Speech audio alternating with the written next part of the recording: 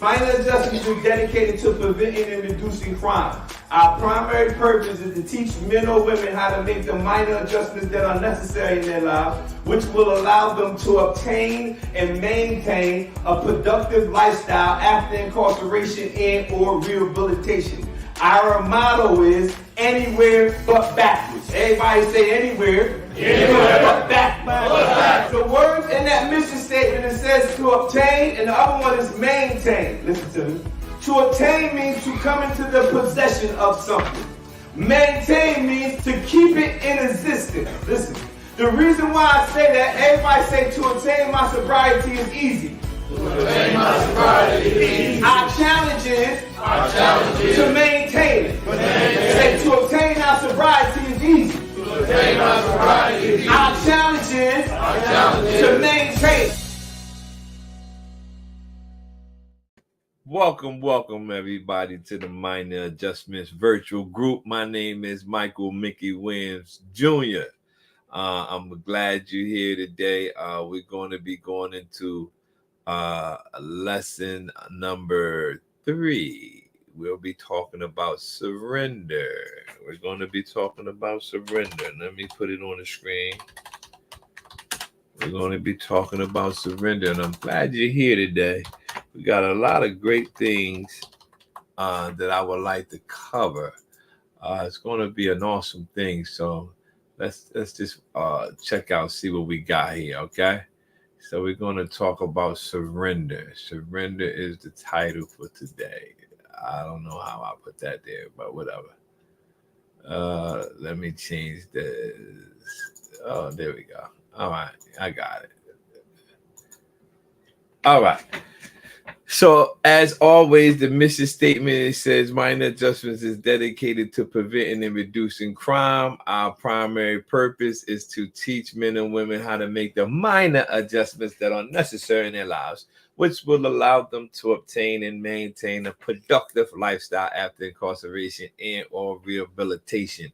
Our motto is anywhere but backwards. It seems difficult. If your situation seems difficult, if you can get this simple concept right here about not going back, I can promise you that your life will go into the direction that you need. And again, minor adjustments don't only simply deal with or help individuals with a substance issue or criminal lifestyle. It can be a host of different issues that you might have, and you can use the minor adjustments program to help you in your life in any area.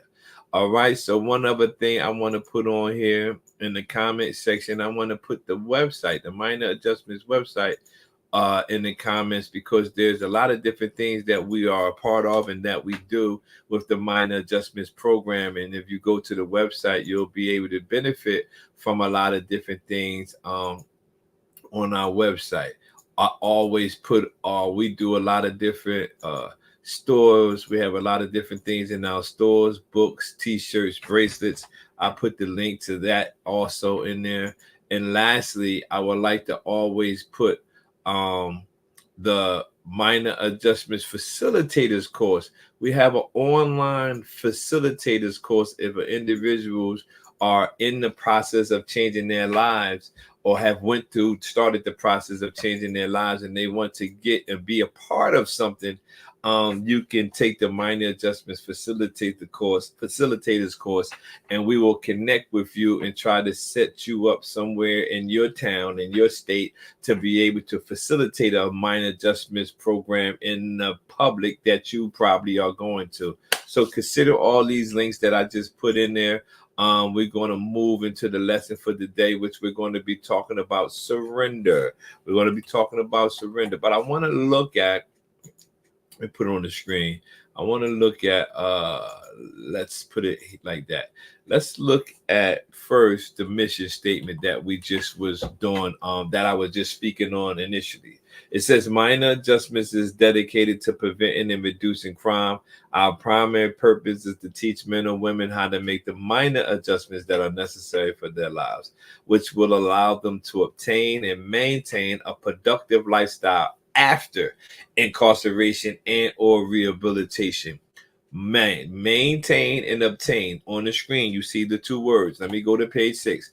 To obtain means to come into the possession of something. To maintain means to keep something in existence. Now, listen to me. A lot of individuals probably come into the possession of a lot of different things. However, they haven't learned how to maintain what they came into the possession of.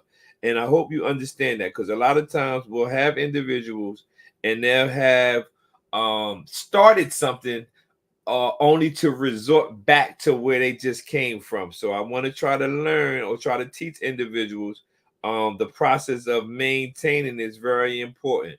And a lot of individuals, you wouldn't believe this, but most people have never learned what they needed to learn during the process of where they came from versus to where they going or where they were trying to be headed. So I want to also want you to understand, to attain means to come into the possession of something. To maintain means to keep it in existence. Let me give you a prime example. For 22 years of my life, I struggled with drugs and alcohol and criminal lifestyle. However, since August 2009, I have been delivered and set free from all of those things that I used to do in my criminal lifestyle, right? Now, once I obtained that sobriety or freedom, right? Because I had to stop going to prison. So once I obtained my freedom, or once I obtained my sobriety, I didn't have to go get my freedom the next year or my sobriety the next year. I simply had to learn what I needed to learn in order for me to maintain my sobriety. So to obtain something means to come into the possession of something. To maintain means to keep it in existence. Now, every individual, I got to admit, are very different. Me to maintain my deliverance from drugs or the ability to not have to commit crime anymore, I had developed my spiritual foundation. My spiritual foundation is what I stand on till this day, that has assisted me, carried me, or whatever word you would like, to help me maintain not going back to prison or not going back to drugs. So when I say anywhere but backwards, you have to figure out what you're building your foundation on. All right, let's move. So we're going to be talking about surrender today. Let's get to the title. Let's get to the page, because every chapter we has covered, I always like to have an expectation for that group. So my expectation for this particular group is everyone will realize that they can't change the system. Everyone will realize that they can't change the system. All right. So I'll get back, or I'll elaborate on that in a moment. When two armies are at war and one of the army wants to give up because they realize that they are defeated, they wave the white flag. Or when the boxer is taking a beating in the ring and the corner wants to stop the fight, they throw in the white towel. In this case, meaning your life, you are the one with the white flag or the towel in your hand. More importantly, you and only you have the power to wave it or throw it in, which is called surrendering, which is the key to your victory. Now, this is very, very important. However, we'll pull from different parts of this particular chapter right here, this particular point, but I want to show you something. When I said that everyone will realize that they can't change the system. If you go to a computer, if you're familiar with a computer, if you purchase something on the computer, when you purchase something on the computer using a credit card or debit card or whatever, right? And you put in your information, you purchase it, you put it in the cart, and you log off. If you come back to that same site and you start to type in numbers like you're about to buy something else, the numbers you put in the last time will start to appear. That's called autofill. Autofill is the system that's trying to predict that you're going to use the last card that you used before, right? That's the system, the autofill system. That's how it works. Now, when I say everyone will realize they can't change the system, in our recovery lives and our criminal lifestyle lives, what we used to do is a system as well. And that system is orchestrated or constructed or focused on if that you're going to come home and do the exact same thing you did before you left that place, right? So whatever you used to do, the system, the monster, or whatever you want to call it, right? It's trying to predict, or it's going to predict that you're going to come out that rehab, come out that prison, and you're going to do the same thing that you did before, right? That's the system. And when you do the same thing you did before, you end up exactly where you had just got out of. This is not a rocket science. Listen to me. It's the system.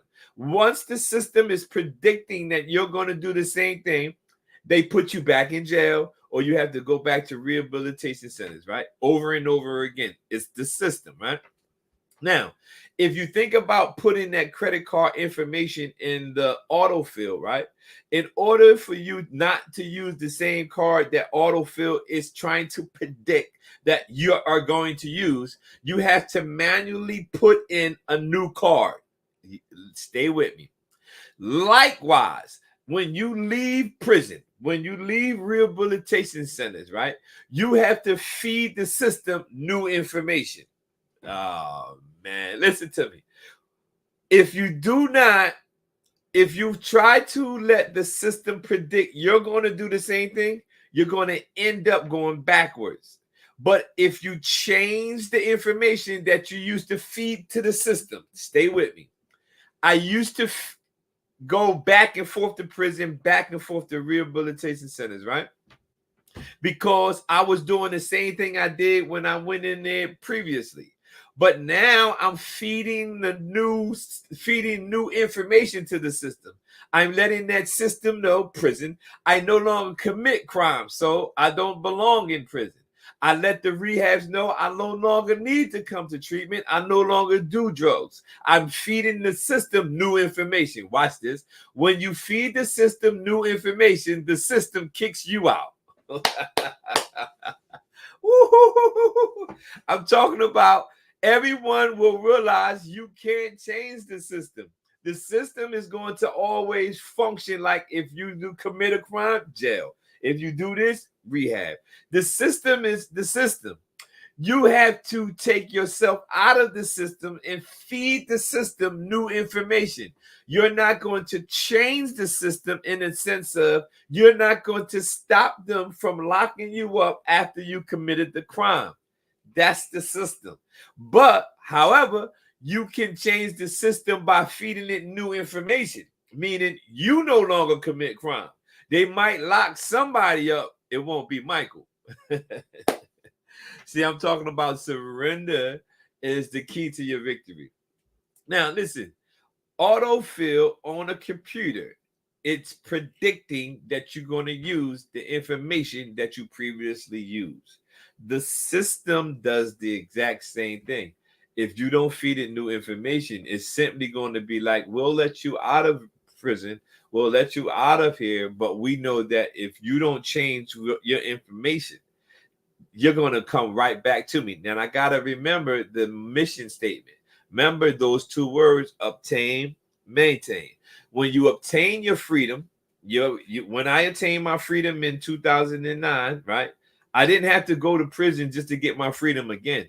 I simply had to realize I need to maintain it. So I fed the system new information. I hope you understand that. Let's move. The word surrender means to give up, abandon, relinquish, or to let go. Now, when you're talking about surrender, it's one of the hardest things for a person to do, especially men.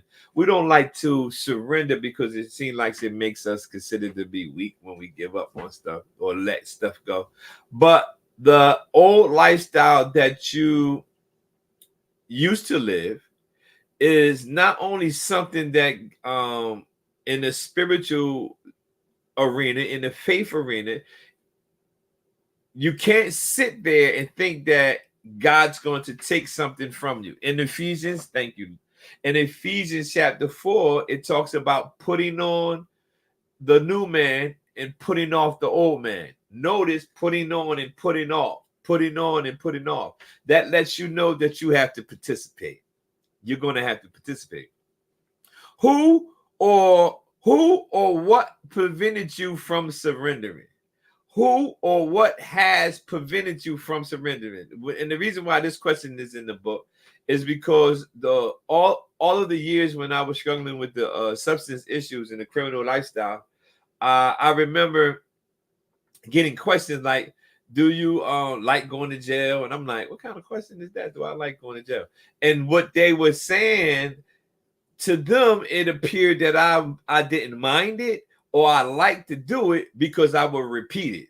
So to them, they was like, wait a minute, you know they're going to lock you up if you do that. You know you're going to get addicted to the drugs if you constantly doing it. So they was like, God is trying to take this life away from you. And it seemed like you fighting to keep that life. And I never thought of it that way. But when people mentored me and it was like, it's like you in a tug of war. God is trying to take it or pull it away. And you're in a tug of war with him like, nah, I'm going to keep this. But in order for me to truly walk in what the Lord had in plan for me, preordained purpose, right? I had to surrender my old lifestyle for a better lifestyle. This is not just me. This is all of us, right? And no matter who you are, my wife, I remember being in the basement and smoking crack cocaine, or coming from smoking crack cocaine in the basement. And I remember my wife made this statement, do you think God's going to come down here and take the crack pipe out your mouth?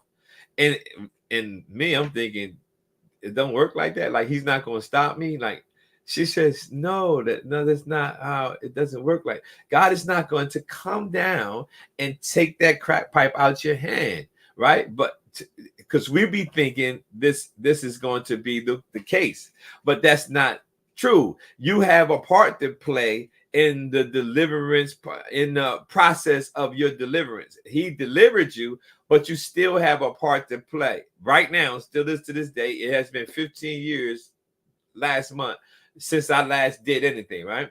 And the part I had to play was about the maintaining. Remember, I talked about maintaining. I surrendered, but I still had to maintain. I used my spiritual foundation. We have what's called at my job multiple pathways of recovery. And I always say, yeah, it's multiple pathways of recovery, but mine's is the best, right? So I always say, well, the faith way is always the best, because I believe it's the best because there's no substance involved. There's no, any of that, right? Now, in order to get individuals on that particular platform, I do not debate with people and try to convince them to stop using everything that they're doing, right, to help in their process of maintaining their sobriety. Although I might tell them about surrendering and faith and things like that, I allow them to go through the process just like I went through the process. Now, God is trying to take your life, or the life that you used to live, away from you. And you are fighting him to keep it. How do I know that you are fighting him to keep it? It's the exact same thing that I did. I did not want to surrender. I didn't want to let it go. Primarily is because I started around 15 or 16 years old, and I did it all the way up to the age of 38. So that's 22 years that I was actually doing it. So it had become a part of my lifestyle. And one of my mentors said, don't be shocked if individuals find it hard to give up or quit their best friend. And I never looked at it like that. He said, that became our best friend. He was a person who used to be struggling as well. But he says, you know how hard it was for me to surrender my best friend? And I never thought about it like that. That what we used to do had become our best friend. How do I know this? Because we don't truly care about our parents when it's involved with that. The stuff we used to like. Our children, I remember my daughter needed medication because she was sick, and I took the money her mother gave me to go buy the medication from Rite Aid or something and went and got high. Now, my daughter is home sick. She needs medicine. And I'm like, man, I'm going to get some drugs. So this is how I know it became more important to me than anything. And this is not just me. I know I ain't the only person in this bus. Let's see. All right, let's move. What's the hardest area? This is a tough question. What's the hardest area for you to surrender or change? What's the hardest area? These questions is important. Once I wrote this particular minor adjustment workbook, I wrote this workbook with the mindset of me being in a facility at that stage of my life. Although when I wrote it, I wasn't in that stage physically, mentally, or spiritually. I tapped into how I was thinking when I was actively using, and I kept going to these rehabilitation centers, right? I had to find out, I had some hard areas that for me to surrender, it was hard. It was easy to surrender smoking cigarettes once I surrendered the drugs and the alcohol. I hope you understand that. Once I did that part, the cigarette part became a little bit easier. However, you need to find out what's the hardest area for you to surrender. Because sometimes, thank you, Lord, sometimes the lifestyle becomes a part of the a part of us in our enjoyment, right? The going to get the drugs, the you know, the cops is around there. Well, I'm still gonna get it. I'm gonna try to get it somehow, right? So you got to remember, even when you stop the substance aspect of it, right? You got to also surrender hanging on a corner. Oh man, I'm preaching to the choir. Because that's a hard area for you to try to, because a lot of times we believe that now that I'm changed, I'm going to go hang on this corner and I'm going to help other individuals. No, you'll be getting high before you help them on a process of recovery. So don't think you can go hang on the corner just because you are no longer doing alcohol, drugs, pills, whatever, or criminal lifestyle. That's a terrible idea to go do that. That's not, literally 15 years removed, I would not go hang on the corner and try to help individuals that I know need help. Matter of fact, I believe that the reason why I'm a drug and alcohol counselor is because the Lord knew that I could not go on a corner and help individuals who he has preordained me to help. So he gave me a job so I didn't have to go on a corner. They all come to me. They all come to the program and I just help them. So I never have to, I want to help them, but I don't have to go to them. I actually give them my phone number and everybody share the phone number. They call me, I help them, and it's perfect, a perfect purpose. All right. Have you ever thought about surrendering? Have you ever thought about surrendering? That's important because, again, in any area of your life, don't just think, I'm not just talking to people who struggle with a substance, right? Because we all struggle in some areas, one area or another. Some of us struggle with our diets. You know what I mean? We might not be using substance, but our diets, we have no balance. We have no discipline in those areas. We might be, thank you, we might be disciplined in some areas, but in other areas, we can't surrender things that our doctor probably told us we need to surrender, right? We might be struggling in that area, and it might not be this blown out in the situation, but whoever I'm talking to, you know what I'm talking about. So I hope that encourage you to let you know that you have to understand or you have to start to think about surrendering that thing in regards to your health. You know what I mean? It's in regards to your health. I'm not the perfect person as a health expert. I go to the gym 4 times a week. I like sports, but I do gym more than anything. Does a part of you truly want to surrender? Woo! Oh, I gotta go back up.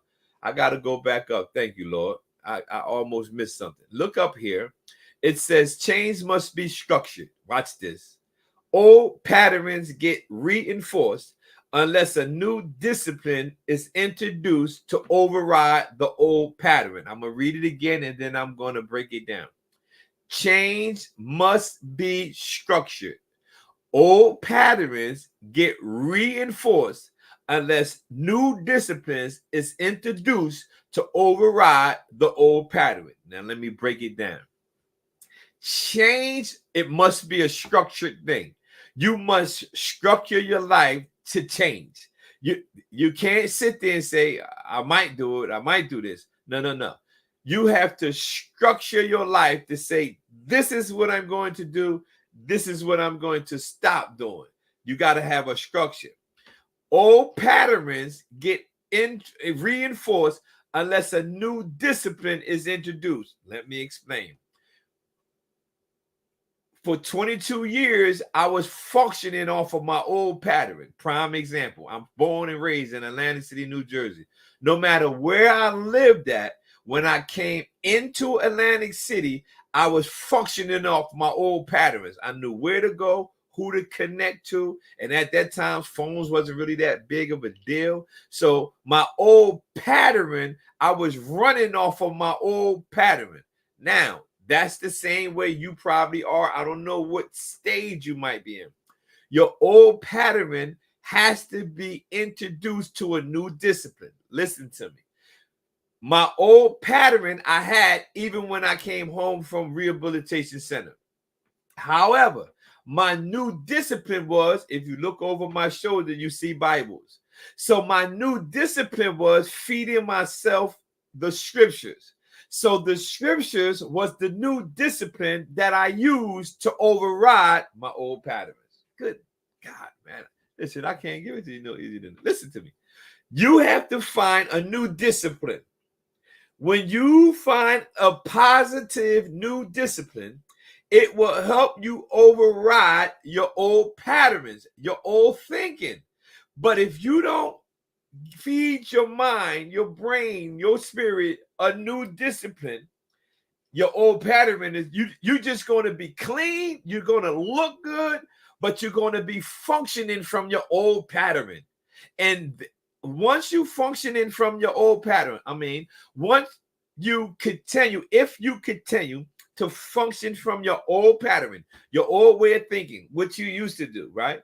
It will not be long before you actually pick things up. You don't just pick up things, pick up drugs, pick up alcohol, pick up whatever. You don't pick it up. It's the pattern that's going on in your head. And sooner or later, if you don't feed your old pattern a new discipline, you're going to actually put your hands to what's going on in here. Woo-hoo-hoo-hoo. Yo, listen to me. All the stuff I'm telling y'all is what I learned about myself. No, I can't even. I'm not lying. Everything I'm literally telling you is what I learned by studying my own self. Why I'm thinking that way, and how do I stop thinking that way? What can I feed my mind to change how I'm thinking? And once I learned about scriptures, my faith foundation, I said, you know what?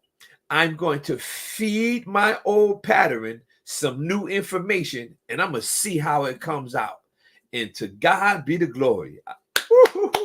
It is turning out pretty good. Now, I don't know if you feed yourself scriptures. I don't know.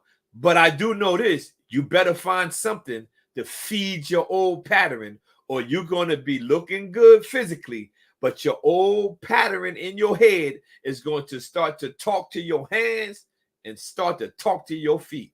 But today, I declare that you are going to think about surrendering on this day. Woo-wee! Man, that's good stuff. That's good stuff, man. That's to God be the glory. Let's see. Victory is achieved through surrender, not battle. Some people often believe that they have to battle and try to prove to the addiction or the substance that it can beat them or you can beat it, right? You don't have to do that. You beat it by not using it, right? You don't have to, because sometimes we think, well, I used to use crack cocaine and heroin, I'm gonna just smoke weed and drink wine, right? No, me personally, I don't do anything. I'm not a judgmental person about people who drink wine or stuff like that. I'm just telling you, I can only speak for me. I literally don't do anything, right? I drink water. It works pretty good to me, right? So I'm not telling you what to do, but I'm telling you, you have to get out of the old pattern. All right, let's see. So many good people I encounter each day. Oh, that's a good time. So many people I encounter each day struggle with the idea of surrender. Watch this, child of God. It is almost as if we have developed barriers around our hearts that keep the world at an emotional distance. Recognizing those stubborn obstacles that stand in your way signifies the first step towards a strong faith that you can indeed surrender. Watch this. One of the key obstacles to surrender is pride. We may not all admit this, but all of us have this in abundance. However, there is a good news. There is good news. It is a known cure called humility. Without a doubt, it will take a humble person to surrender one bad lifestyle for a better lifestyle. Most individuals, mainly men, I've never been a woman, so I can't speak from that perspective. Some women on here might be able to attest to it, but listen, a lot of men won't surrender because of pride. When they believe they surrender in something, it feels like somebody made them do it, or they feel like they giving up something. But I'm telling you, there's a cure for pride, and it's called humility. Certain situations that we find ourselves in will make us be prideful about surrendering for one bad lifestyle for a better lifestyle. When I'm talking to my recoveries participants or clients, and I'm talking to some of them, and they were discussing different problems they might have, and I always mention some of the things that you're discussing are serious situations. However, if you surrender that issue, right, and realize you can't change it, let me use this. Somebody might be still holding a grudge to them because what they did when they were actively using, and they're holding the grudge against them because of what they did. And now they're thinking about, man, they should forgive me. I've been clean. And I'm like, yo, if you surrender that and just be like, they gonna feel how they gonna feel until whenever. If you surrender that, then it might be less of a burden on you. However, pride makes them think, no, they're going to have to tell me they sorry, or they're going to forgive me. But that's just pride. Pride won't let the individuals surrender that situation. Another situation. You might find yourself in a situation where as though you know you did wrong. However, you don't want to admit that you did wrong to a family, a spouse, or children, or employer, anything in that arena, and you sort of like weighing it like, yo, I did it, but I did it because I want to introduce you to pride. That's pride. That's not, no, listen. Without a doubt, it would take a humble person to surrender one bad lifestyle for a better lifestyle, right? Not what I will and not what I desire, but as you will and you desire. So remember, it's not all about you. Whenever you get to that place where you believe that it's all about you, again, in the recovery arena, we want to be selfish in the sense of, I can't go to certain areas because they're having an engagement or a party and they're going to have all this stuff going on. I can't go, and not be and not feel comfortable. And if I'm not going to feel comfortable, I'm not going to go. If I go, I might not stay as long as other individuals. I just was at an event not too long ago, and I was telling everybody I was leaving. And it's like, man, we're going to be out here all night. I said, I appreciate that, but I'm leaving. And I didn't have to explain while I was leaving, especially when I got the keys to the car.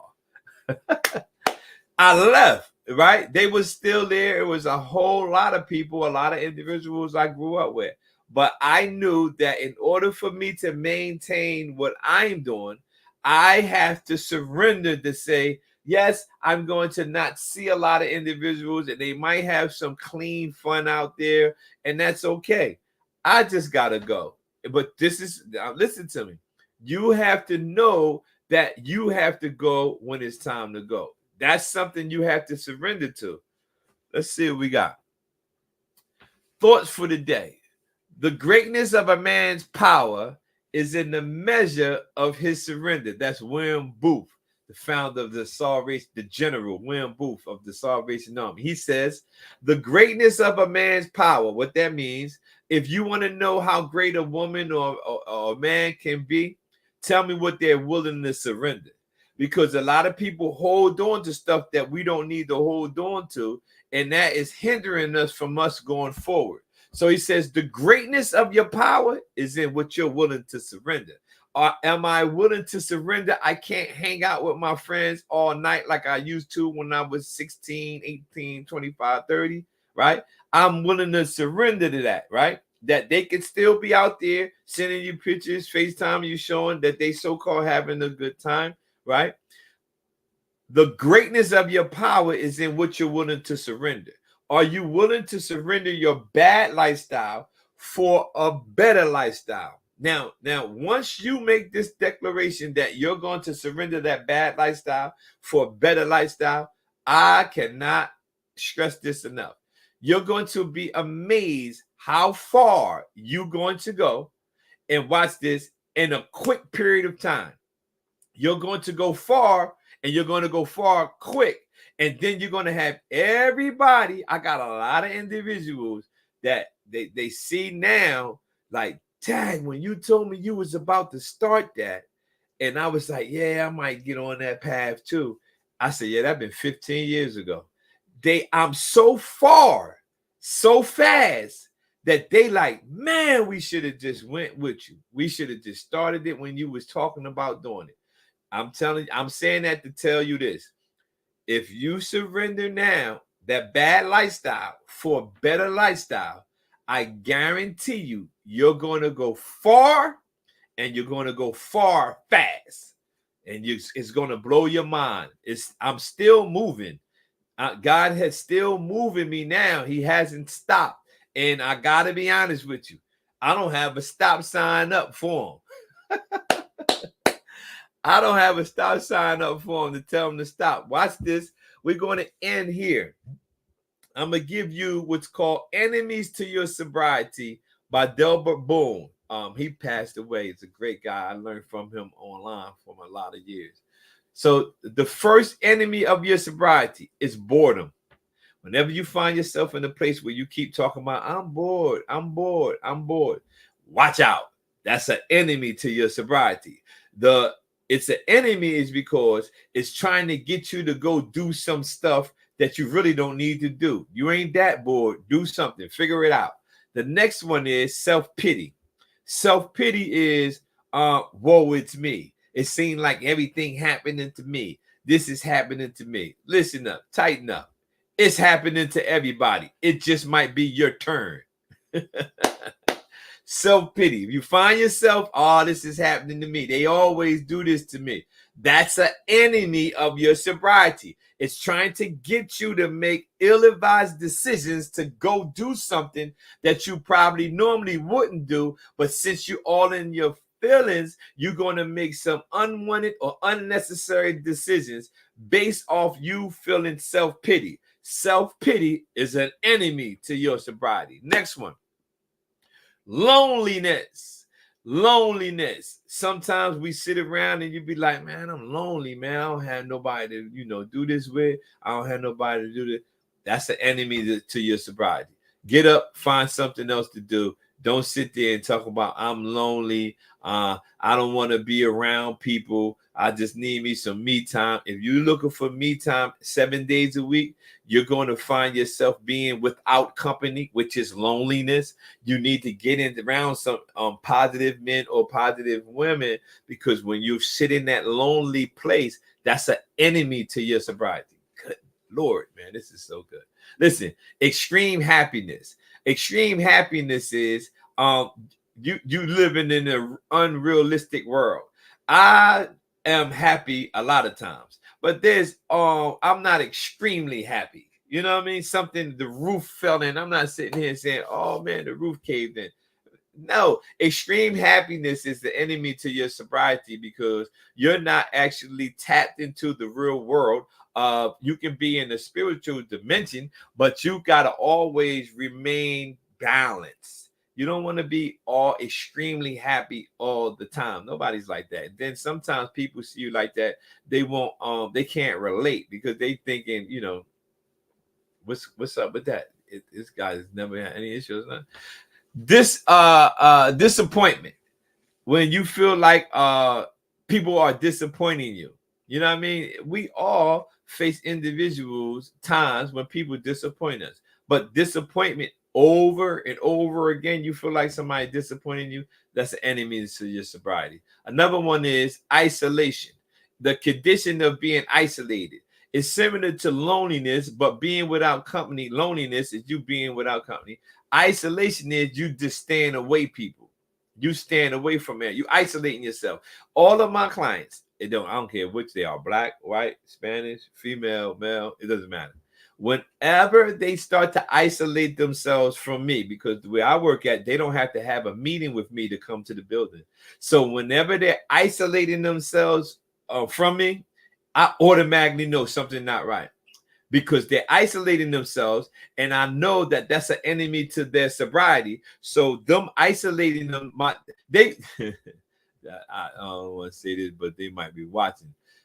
They have a better chance of actually seeing me than isolating themselves from me for me not to know something's not right. So because they could have come to the office and just stopped there, hey, Mike, waved at me, kept moving. But by them isolating themselves is letting me know something's wrong. Isolation is an enemy to your sobriety. Another one, tired, in need of sleep or rest or worry. You often are tired. You have to find balance. Self-care is one of the neglected things when you are in the area of recovery. It's because we think we got to always be doing something, because if we have a little bit of idle time, we're going to be thinking bad thoughts. No, remember, you overrode your old bad ideas with new information. So it's okay to have a balanced lifestyle, and it's okay to not do nothing. I have days, thank you, Lord. I'm actually planning on Friday and Saturday to do nothing, because I'm preparing for something that I need to do in the next 2 weeks. And I'm skilled enough to know if I save myself right now, I'll be able to go hard in the next 2 weeks for what I want to do. So if I rest Thursday, rest Friday, rest Saturday, I'll save up enough energy to be able to do something I need to do, not just next week, but the week after. And that's, I don't know how I'm able to do it, but that's how it works for me. Lastly, intolerant. Now, this is big. Intolerant means you can't stand nothing. They changed the rules in the Salvation Army. I don't feel like doing this. Watch this. We are only intolerant when we're trying to do something to better our lives. We put up with everything when we were out there running the streets and doing drugs. We put up with people calling us all types of names because they probably had the substance we wanted to purchase. We put up with all types of stuff. But when we trying to do right, now we can't put up with anything. Somebody say they changing rules. Somebody saying I got to do this. We be like, man, I'm unable and unwilling to endure. So these are all enemies to your sobriety. Boredom, self-pity, loneliness, extreme happiness, disappointment, isolation, tired, and intolerant. All of these are what's called enemies to your sobriety. And today we was talking about surrender, which is the key to your victory. Again, Minor Adjustments is dedicated to preventing and reducing crime. Our primary purpose is to teach men and women how to make the minor adjustments that are necessary for their lives, which will allow them to obtain and maintain a productive lifestyle after incarceration and or rehabilitation. Our motto is anywhere but backwards. God bless you. Thank y'all for tuning in. We see you next Thursday. God bless you.